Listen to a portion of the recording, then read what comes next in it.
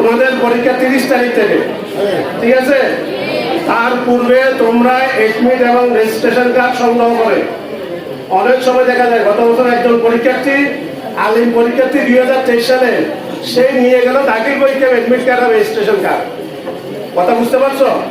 তোমরা আগের দিন এই ব্যাগের ভিতর তোমাদের রেজিস্ট্রেশন কার্ড, এডমিট কার্ড এবং কলমগুলো এখানে ঢুকে ফেলবে।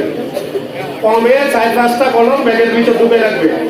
4-5টা কলম, কাটা, পেন্সিল এবং রাবার, তোমার প্রয়োজনীয় জিনিসগুলো আগের দিন ব্যাগের ভিতর ঢুকে রাখবে। 1 নম্বর কাজ। 2 নম্বর কাজ হলো তোমরা প্রথম দিন পরীক্ষার কেন্দ্রে 9:30টার আগে তোমরা কেন্দ্রে পৌঁছে যাবে। তোমাদের কেন্দ্রে হলো নাজিরাত মাদ্রাসা। আমাদের মাদ্রাসা কেন্দ্র কোথায়? নাজিরাত মাদ্রাসা। 9:30টার পূর্বেই তোমরা কেন্দ্রে পৌঁছে যাবে। কোনো পরীক্ষার্থী পরীক্ষার কেন্দ্রে যাওয়ার সময় কোনো অবস্থাতে মোবাইল ফোন সাথে নেবে না।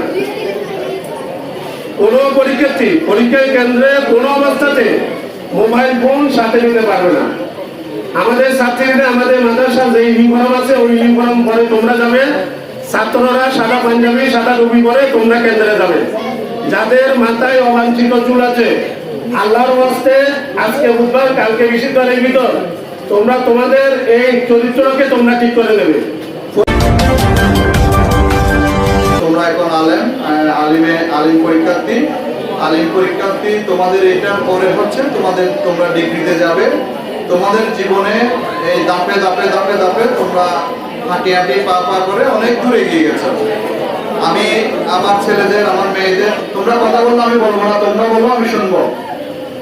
আর যদি একটু শোনো তাহলে আমি 2-3 মিনিট 5 মিনিটের মধ্যে আমি বক্তব্য শেষ করে দেবো। তোমরা বলবে না আমি বলবো? তাহলে একটু কষ্ট করে শোনো। আমি যে কথাগুলো বলছি সেগুলো হয়তো তোমাদের কাজে লাগতে পারে। আমি যে কথাগুলো বলছিলাম, আমাদের আজকে মেয়েরা ছেলেরা তোমরা অনেক কিছু জানো। তোমরা মাদ্রাসায় পড়ে, আমি যেমন আমার মতো যারা স্টুডেন্টরা আছে, আমরা যারা বাংলা ইংরেজি শিক্ষিত, যারা মাদ্রাসায় পড়ি নাই, আমরা কিন্তু তোমাদের থেকে অনেক কম জানি। তোমরা অনেক বেশি জানো। তোমরা একজন আমাদের হুজুররা তোমাদেরকে কষ্ট করে পড়িয়েছেন। তোমরা অনেক হাদিস জানো, অনেক কোরআন জানো, অনেক কিছু তোমরা জানো, যেগুলো তোমরা দিন ধর্মের বিষয়ে তোমরা অনেক কিছু জানো। একজন দাখিল স্টুডেন্ট, একজন আলিমের স্টুডেন্ট, কিন্তু সমাজে ওনারা চাইলে অনর্গল ইসলাম নিয়ে আলোচনা করতে পারবেন। তোমরা যেহেতু এই প্রাইমারি কনসেপ্টটা তোমাদের ধারণা আছে, তো এইখান থেকে আমাদের ছেলেরা তোমরা ইনশাআল্লাহ আমাদের হুজুরদের মতো হবে, কেউ আমাদের প্রিন্সিপাল মহোদয়ের মতো হবে, আরো অনেক বড় বড় আমাদের এখান থেকে প্রতিষ্ঠান থেকে হবে, সেটা আমরা চাচ্ছি। আজকে পৃথিবীর ইতিহাসে দেখো, আমাদের আজকে তোমরা দেখো আমাদের যারা মেয়েরা আছেন, আমাদের অনেক অবদান ওনাদের আমাদের ইসলাম ধর্মের ইতিহাসে। তো আমাদের মারা চাইলে অনেক কিছু পারে। আমাদের মেয়েরা যদি শিক্ষিত হয় তাহলে আমাদের নেশন এটা পাল্টে যাবে, জাতি পাল্টে যাবে। তো এই জন্য তোমাদের যে লেখাপড়াটা তোমরা করছো সেটা হচ্ছে যথাযথভাবে করছো। ইনশাআল্লাহ আমার এখান থেকে আমার মেয়েরা একদিন ডিগ্রি পাস করে আমাদের মেয়েরা সমাজে সব জায়গায় প্রতিষ্ঠিত হবে। আমাদের মেয়েরা অকালে ঝরে যাবে না, আমার বিশ্বাস। তোমরা যদি এই 12-এর পরে তোমাদের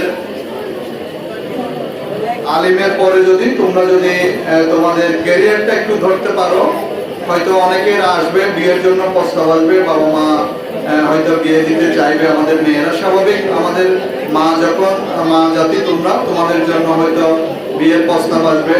তো তোমরা 12-এর পরে তোমাদের আলিমের পরে তোমরা যদি লেখাপড়াটা চালিয়ে যেতে পারো, হয়তো দেখবে তোমাদের এখান থেকে অনেকে, আমাদের মেয়েরা যদি লেখাপড়াটা চালিয়ে যেতে পারো, অনেকেই দেখবে জুডিশিয়ারিতে হয়তো চান্স পেয়েছো, হয়তো অনেকেই দেখবে তোমরা একজন অফিসার হয়েছো, বিভিন্ন ডিপার্টমেন্টে তোমাদের যাওয়ার সুযোগ আছে।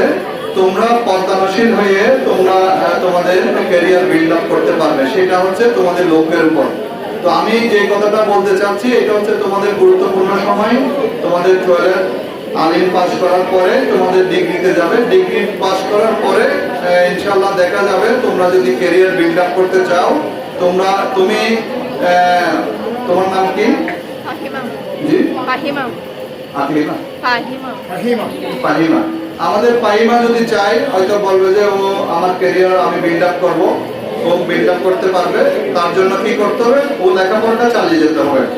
এই সমাজে লেখাপড়ার বিকল্প নেই। আগে থেকে লেখাপড়া ছিল। আগে লেখাপড়া আমাদের দাদার আমলে হয়তো ডিগ্রি পাস করতে অনেক কষ্ট হতো, আমাদের সেই ফ্যাসিলিটি ছিল না। এখন রাষ্ট্র তোমাদেরকে নিয়ে চিন্তা করতেছে। তুমি ঘর থেকে বের হলে তুমি পাকা রাস্তা পাচ্ছ, তুমি ঘর থেকে বের হলে তুমি রিক্সা পাচ্ছ, তুমি ঘর থেকে বের হলে তোমার আব্বু তোমাকে লিফট দিচ্ছে, তোমার ভাই তোমাকে লিফট দিচ্ছে। তাহলে আগের আমলের থেকে এখনের আমলে অনেক আমাদের পরিবর্তন এসেছে।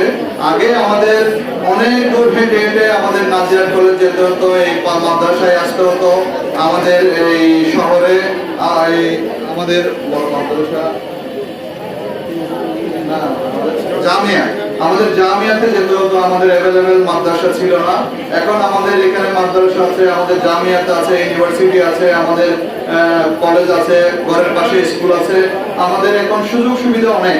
তো রাষ্ট্র তোমাদের কাছ থেকে কি আশা করছে? আমরা মানব সম্পদ হয়ে তৈরি হব। মানব সম্পদ হয়ে তৈরি হয়ে এই সোনার বাংলাদেশের সোনার মেয়েরা, সোনার সন্তানরা আগামী দিনে, আগামী প্রজন্মে তোমরা কর্ণধার হবে, তোমরা এই দেশকে পরিচালনা করবে।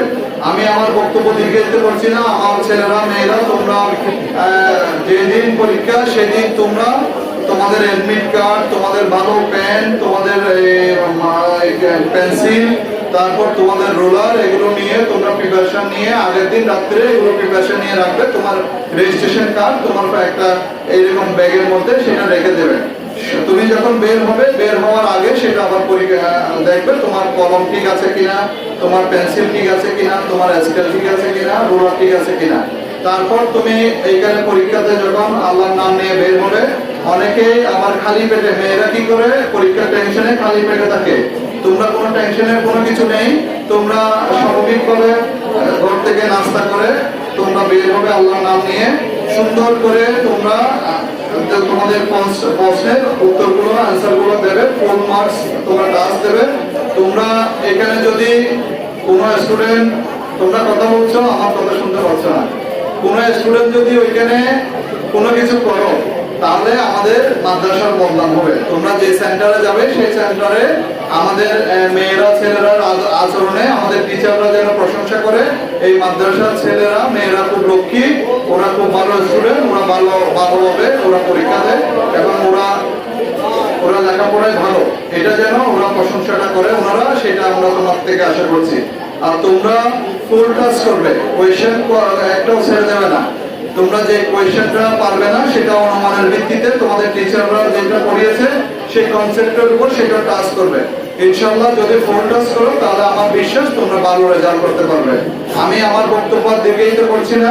তোমাদের আজকে আমি আসলাম এখানে, এত বড় একটা অনুষ্ঠান যদি আসতে না পারতাম তাহলে আমি খুব একটি সুন্দর প্রোগ্রাম তোমাদের সাথে হয়তো মিস করতাম। এই জন্য তো আমি আশা করছি তোমরা এখান থেকে ভালো রেজাল্ট করবে এবং তোমরা ভালোভাবে পরীক্ষা দেবে এবং পরীক্ষা দিয়ে সবাই ইনশাআল্লাহ আমার ছেলেরা, মেয়েরা ক্যারিয়ার বিল্ড আপ করবে। সকলেই তোমাদের সহযোগিতা, আমরাও থাকবে, তোমাদের সহযোগিতা চাই। দেখি হাত তুলো তো কে কে তোমাদের ক্যারিয়ার বিল্ড আপের জন্য তোমাদেরকে আমরা সহযোগিতা করতে পারবো। সংখ্যাটা কম কেন? আমাদের মেয়েরা ক্যারিয়ার বিল্ড আপ করতে চাও না? তাহলে হাতের সংখ্যা কম কেন? ইনশাআল্লাহ না, অনেকে লজ্জা পাচ্ছে মনে হয়। তো তোমরা ক্যারিয়ার বিল্ড আপ করবে ইনশাআল্লাহ।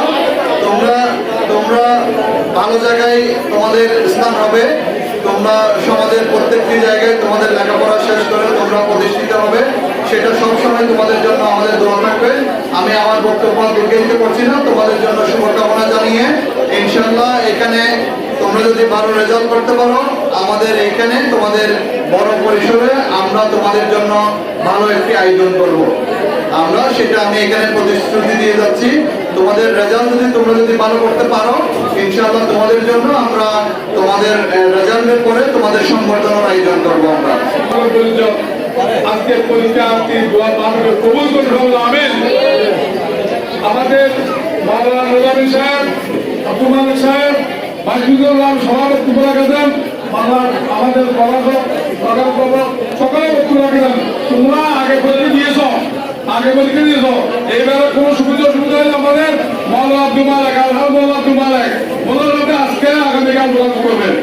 আর তোমরা ফটোস্টেট কপি অ্যাডমিট এবং রেজিস্ট্রেশন কার্ড যেগুলো আছে ফটোকপি করে রাখবে অবশ্যই, দেখছেন, আর রিজাল্ট করে নিয়ে যাবে।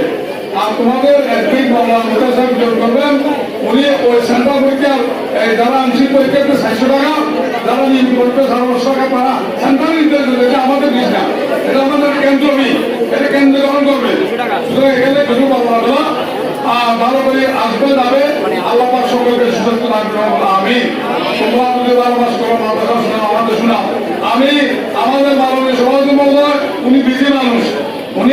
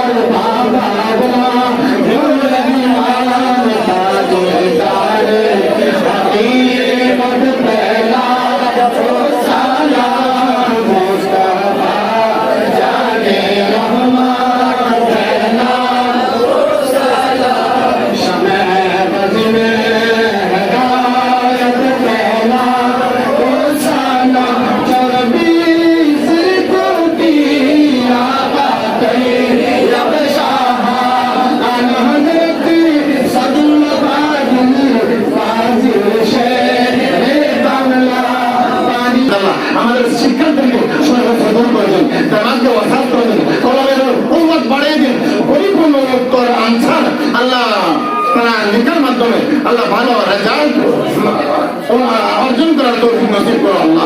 আল্লাহ আমাদের সকল ছাত্র ছাত্রীকে কবুল করো, কোরআন সুন্নাহ ইজমা কিয়াস দিতে যোগ্য আলেম অর্জন মাতাদেরকে আল্লাহ তুমি রব্বুল আলামিনের তৌফিকে আল্লাহ দ্বীনের খেদমত